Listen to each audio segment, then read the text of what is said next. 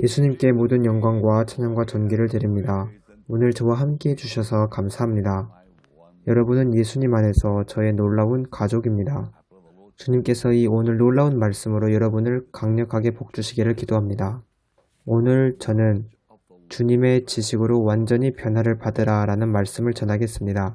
예수님을 아는 지식으로 완전히 변화를 받으라. 주님, 오늘 놀라운 말씀으로 각 사람을 복주시기를 기도합니다. 저를 포함하여 오늘 각 사람의 마음에 주님 말씀하소서. 예수님 이름으로 기도합니다. 아멘. 주님께 모든 영광과 찬양을 드립니다. 아멘. 출애굽기 33장 13절을 보겠습니다. 내가 참으로 주의 목전에 은총을 입었사오면 원하건대 주의 길을 내게 보이사 내게 주를 알리시고 나로 주의 목전에 은총을 입게 하시며 이 족속을 주의 백성으로 여기소서.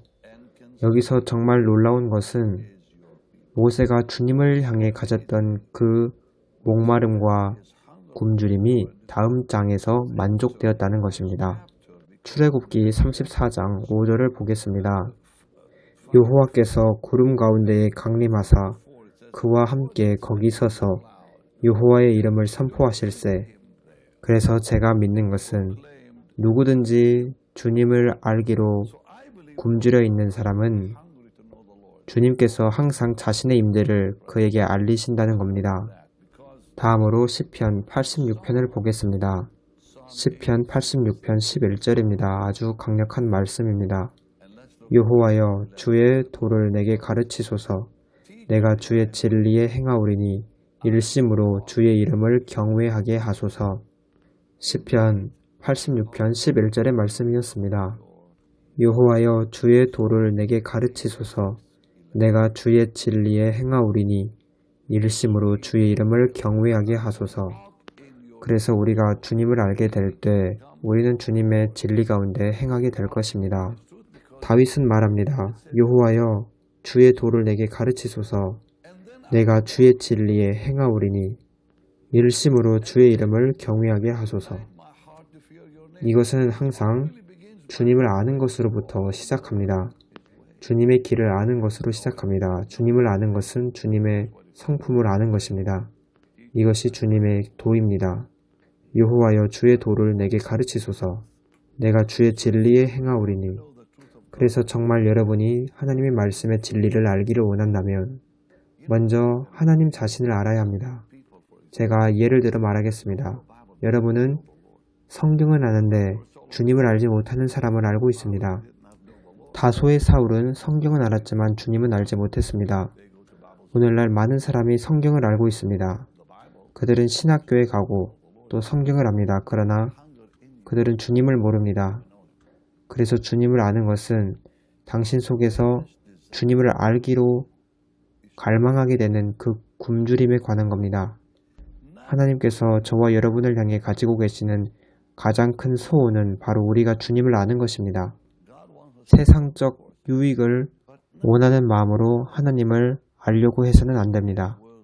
하나님을 우리 삶의 하나님으로 만들기 위해서 하나님을 최상의 자리에 모시고 우리 마음의 최고의 자리를 하나님께 내어드리는 것, 그분을 알고 그분을 사랑하고 그분을 따르고 뜨거운 갈망으로 주님을 사랑하고 온 마음과 온 정신과 온 뜻으로 주님을 사랑하는 것, 이러한 목적으로 우리는 주님을 알아야 합니다. 하나님께서는 우리로 하여금 사도 바울이 가지고 있었던 그 속의 갈망과 부르짖음대로 우리가 하나님을 알기를 원하십니다. 이것이 주님을 기쁘시게 하는 것입니다. 빌립보서 3장을 보겠습니다. 제가 여러분에게 이 점에 대해 이야기하는 이유는 제가 주님을 더욱더 알고 싶기 때문입니다. 지금보다 주님을 향한 그 갈망이 더욱더 저는 자라기를 원합니다.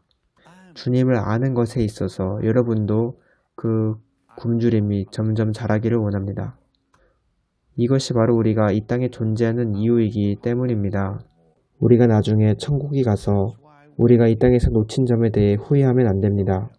나중에 천국에 가서 우리가 이 땅에서 주님을 아는 것에 있어서 얼마나 많은 것을 놓쳤는지 후회하지 않았으면 합니다. 우리 삶에 있어서 가장 큰 기쁨은 주님을 아는 것입니다. 주님은 절대로 우리를 실망시키지 않으십니다. 사람들은 우리를 실망시킬 것입니다.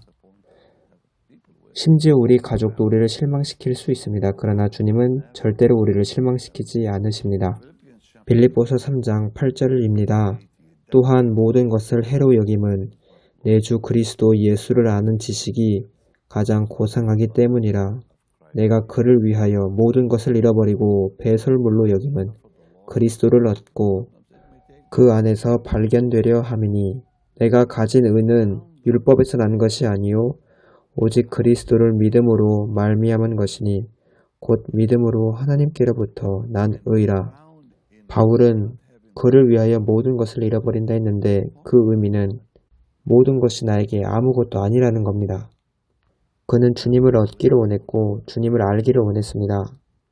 또한 모든 것을 해로 여김은 내 주 그리스도 예수를 아는 지식이 가장 고상하기 때문이라. 내가 그를 위하여 모든 것을 잃어버리고 배설물로 여김은 그리스도를 얻고 그 안에서 발견되려 함이니 내가 가진 의는 율법에서 난 것이 아니요 오직 그리스도를 믿음으로 말미암은 것이니 곧 믿음으로 하나님께로부터 난 의라. 내가 그리스도와 그 부활의 권능과 그 고난에 참여함을 알고자 하여 그의 죽으심을 본받아. 그는 주님을 알기 위해 세상의 것에 죽기를 원했습니다. 그가 주님을 향해 가졌던 그 갈망과 자기 자신에 대해 어떻게 나타내고 있는지 봅시다. 이 갈망은 우리 삶 속에서 반드시 증가되어져야 합니다. 저도 그렇게 되기를 원하고 여러분도 그렇게 되기를 기도합니다. 제가 천국에 가기 전에 제 안에 계신 주님을 아는 그 지식이 더욱더 증가되기를 원합니다. 골로새서 1장 10절을 보겠습니다. 아주 아름다운 말씀입니다. 주께 합당하게 행하여 범사에 기쁘시게 하고 모든 선한 일에 열매를 맺게 하시며 하나님을 아는 것에 자라게 하시고 하나님을 아는 것에 자라게 하시고 우리가 하나님을 아는 것에 자라지 않는다면 주께 합당하게 행할 수 없다고 저는 생각합니다. 지금 천국에는 정말 이 땅에서 주님과 전심으로 동행하며 주님을 정말로 알았던 자들이 있습니다. 그 중에 한 분은 바슐리아 실링크라는 수녀님이 계십니다. 그녀는 그를 위한 나의 모든 것이라는 책을 쓰셨는데 그 책은 저의 젊은 시절, 저의 삶을 정말 바꾸었던 책 중에 하나입니다. 그분은 정말 주님을 알았습니다. 그리고 캐서린 쿨만이 있습니다. 그녀도 주님을 알았습니다. 그리고 코리텐 붐이라는 여성도 있습니다. 그녀도 정말 주님을 알았습니다. 그분은 주님을 위해 기꺼이 고난받기를 원했습니다. 아주 놀랍습니다. 그리고 제가 알고 계셨던 위대한 하나님의 사람들도 계십니다.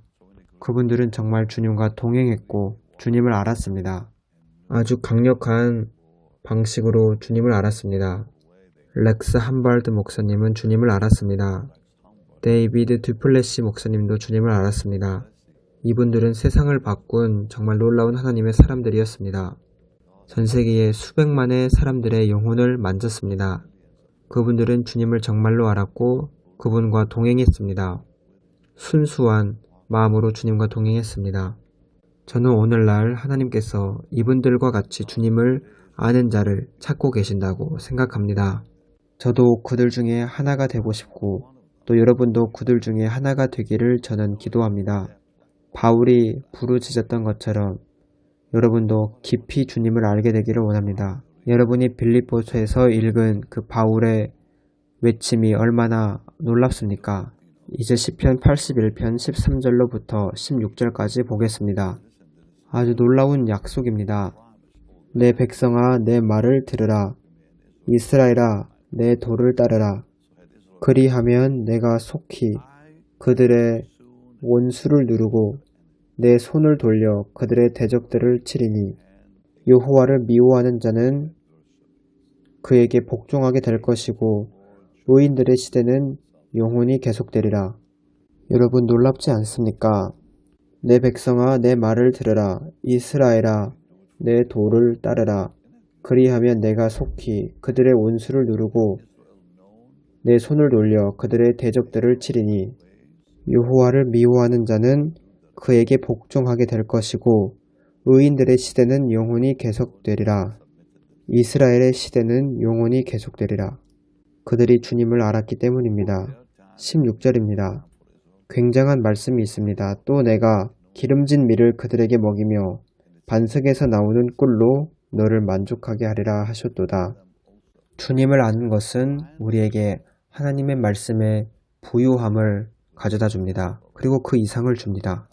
또 아시다시피 하나님께서는 그분의 창조물을 통해서 자신을 어느 정도 나타내십니다.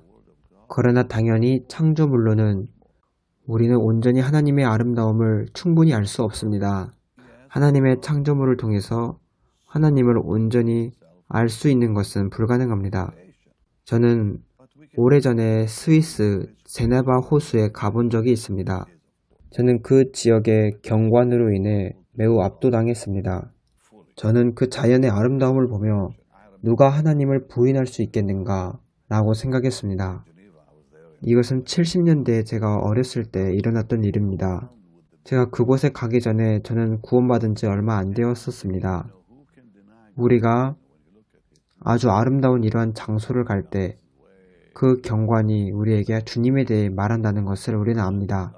하지만 여러분이 그의 창조물을 통해 보는 것은 하나님의 모습의 일부분일 뿐입니다. 함께 욥기 26장 13절을 보겠습니다.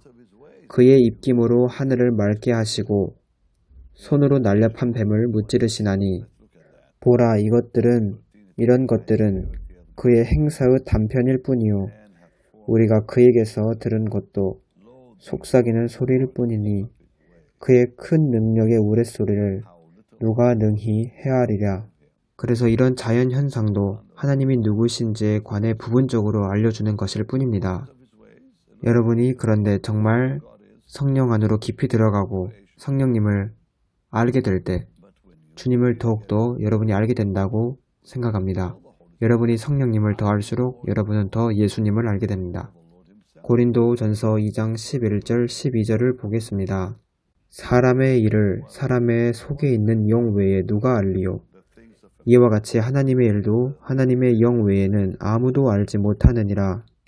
우리가 세상의 영을 받지 아니하고 오직 하나님으로부터 온 영을 받았으니 이는 우리로 하여금 하나님께서 우리에게 은혜로 주신 것들을 알게 하려 하심이라. 여러분 놀랍지 않으십니까? 성령님께서는 하나님을 우리에게 계시해 주시고 하나님의 깊은 것을 우리에게 거저 알게 하십니다. 하나님을 아는데 돈이 필요하지 않습니다. 하나님을 알기 위해 구하는 것은 우리의 몫입니다. 이것은 단순히 성경을 읽는 것 그 이상입니다. 여러분 성경을 읽는 것, 하나님의 말씀을 읽는 것은 중요합니다. 그러나 우리는 성령님의 눈을 통하여 더 많은 것을, 즉 성령님의 눈을 통해 성경을 볼 때 문자 그 이상의 것을 우리는 보게 됩니다. 우리는 하나님의 말씀 안에서 하나님의 마음을 보게 됩니다. 우리는 하나님의 길을 그분의 말씀에서 보게 됩니다. 이것은 시간이 꽤 필요합니다. 하나님과 동행을 처음 시작했을 때 일어나는 일이 아닙니다. 하나님을 아는 것은 점진적인 것입니다.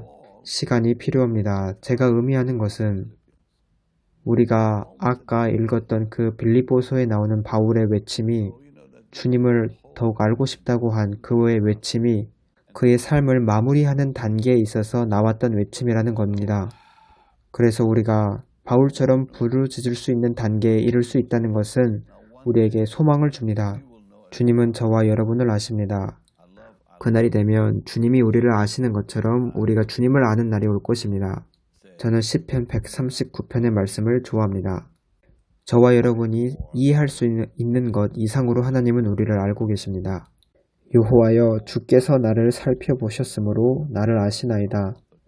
주께서 내가 앉고 일어섬을 아시고 멀리서도 나의 생각을 밝히 아시오며 나의 모든 길과 내가 눕는 것을 살펴보셨으므로 나의 모든 행위를 익히 아시오니 여호와여 내 혀의 말을 알지 못하시는 것이 하나도 없으시나이다. 아주 놀라운 말씀입니다. 주님은 우리의 생각을 밝게 하시고 우리의 말을 다 아시고 우리의 모든 행위를 익히 아십니다.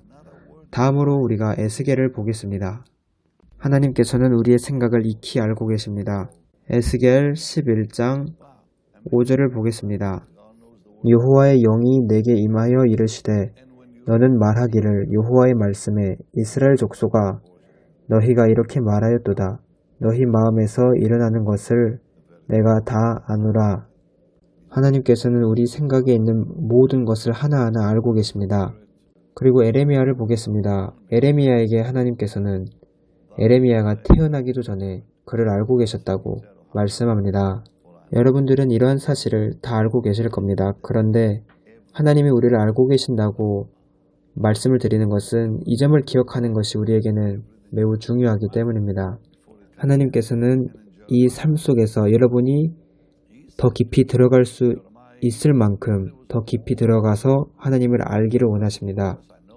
내가 너를 모태에 짓기 전에 너를 알았고 내가 배에서 나오기 전에 너를 성별하였고 너를 여러 나라의 선지자로 세웠노라 하시기로. 이제 잠언 12장을 보겠습니다. 잠언 12장 26절을 보겠습니다. 하나님께서는 우리 성도와 세상 사이에 구별을 두셨습니다. 우리는 하나님을 알 수 있지만 세상은 하나님을 알지 못합니다. 한번 생각해 보세요. 세상 사람들은 하나님을 알 수가 없습니다. 그런데 여러분은 하나님을 알 수 있습니다. 잠언 12장 26절입니다. 의인은 그 이웃의 인도자가 되나 악인의 소행은 자신을 미혹하느니라. 그래서 악인은 주님을 알 수가 없습니다. 의인은 그 이웃의 인도자가 되나 영어 성경을 보면 의인은 그 이웃보다 더 탁월해지나 악인의 소행은 자신을 미혹하느니라. 그래서 하나님께서는 그의 백성과 세상 사이에 차이를 두셨습니다. 그래서 천지 만물의 창조주이신 주님을 우리가 알 수 있다는 것이 얼마나 큰 특권입니까? 아브라함과 이삭과 야곱의 하나님, 위대하신 하나님, 우리가 그분을 알 수 있다는 것이 얼마나 큰 영광입니까? 우리는 하나님의 깊은 것으로 예수님을 알 수 있습니다. 저에게는 4명의 아름다운 자녀가 있습니다. 그런데 저는 여전히 저의 자녀들에 대해 계속 알아가는 중입니다. 저는 저의 자녀들에 대해 모든 것을 알고 있다고 생각했지만 저는 자녀들에 대해서 계속 알아가고 있는 중입니다. 자녀들이 계속 그들의 방식으로 성숙해지고 그들의 길을 가는 것을 보면서 그들을 지켜보는 것은 저에게 매우 놀라운 일입니다. 또 여러분의 자녀도 여러분의 손자를 지켜보는 것도 마찬가지일 것입니다. 그러나 이 삶에서, 이 생에서 그들을 우리가 알 수 있는 것에 관해서는 많은 제한이 있습니다. 며칠 전에 저의 삼촌께서 세상을 떠나셨습니다. 저의 삼촌은 저의 어머니 가문에서 마지막 남은 생존자이셨습니다. 마지막 세대이셨습니다. 저의 외삼촌께서 돌아가신 것은 마치 저의 어머니 가문의 모든 세대가 이제 사라져버린 것과 같습니다.